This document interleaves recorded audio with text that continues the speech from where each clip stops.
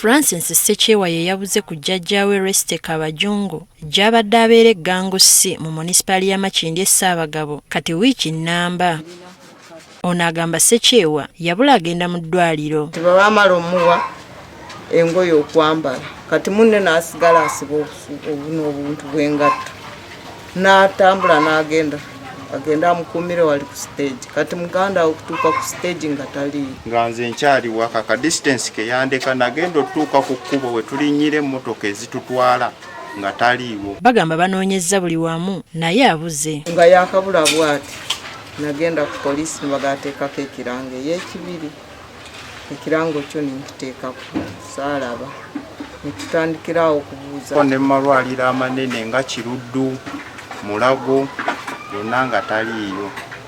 Ne tukeberako ne Muzimu kyalo biki yonna gye tusuubira nga taliiyo. Bano batubuulidde ng'okubula kw'abaana bwe kweyongedde mu kitundu kyabwe.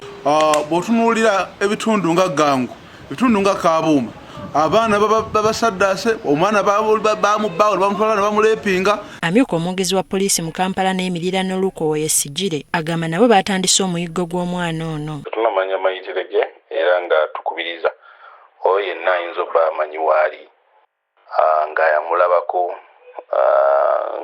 ng'oba alina we yawummulira ategeezeeko famire oba ab'ebyokwerinda bonna we bali. Mu ngeri y'emu Rashid Kyazze omwana ow'omwaka ogumu n'ekitundu yabbiddwa ku bazadde b'e Kasengejje mu Wakiso.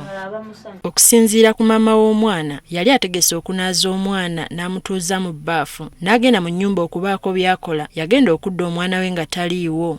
Kati ngenda omaliriza okunaaba nga nesiba leesu nga nzijano nga mpita bane Rashid aluwa mukole ki munaazi abanga mbatetumula. Basooka kulowooza oba ali mu banne naye bagenda okutuukayo mu bonna nga taliiyo. Tuukayo nga simulaba nga tukubba enduulu waneeno abantu nga bakuŋŋaana tunoonyannoonyaako waneeno ku mwana talabika. Mbuzaako abannanga balala omulala ngamba ndabye omusajja yambuka neki n'ensawo naye ayinza okuba yatutte omwana. Bano bateebereza omu ku bapangisa Agre Agumanayitwe okubanga ye yatwala omwana waabwe. Twali tulowooza nti omusajja engeri gyali amaze ng'avuga boda nga ne waffe yatuuka ekiseera omulimu tegumugwako nga takyakola nange yandiroodi nze kennyini taata w'omwana nga takyansasula ssente tereeza okuffe twatunga nti amuwambye olw'obwabo obwali bumunyingidde afunemu akasente. Batubuulidde nga bwe bagezezzaako okunoonya buli we basuubira naye omwana abuze kyokka omupangisa gwe basuubiriza essimu ze yaziggyeeko. Imanyi nti no bamututte nga bano abatwala abaana basaba ssente ne kati ebbanga ddene singa yali asayagadde kusaba ssente singa yasaba dda.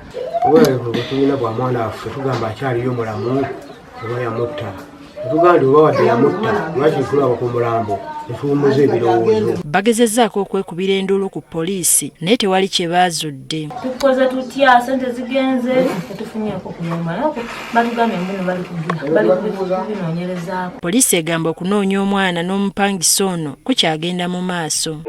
Ku bye tuli mu kunoonyerezaako nga naye tezinavaamu kinyusi wadde naye nga tujja bba tubabuulira banaaba waliwo ekipya ekizuuse mu kubula kukoona omwana. Emisango gy'abaana okubula ne batuusibwako obulabe gizze gyeyongera ekyongedde okuleetawo okutya mu bazadde.